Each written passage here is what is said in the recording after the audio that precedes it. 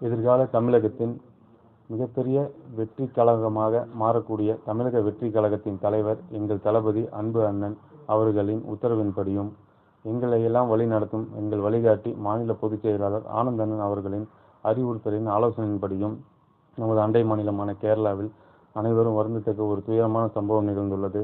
நிலச்சரிவு ஏற்பட்டு கிட்டத்தட்ட 8 கிலோமீட்டருக்கு உட்பட்ட கிராமங்கள் அந்த நிலச்சரிவில் பாதிக்கப்பட்டு பல ஆயிரக்கணக்கான மக்கள் பாதிக்கப்பட்டிருக்காங்கிறது செய்தி கேட்டு எல்லாருமே வருத்தமும் வேதனையும் அடைஞ்சோம்.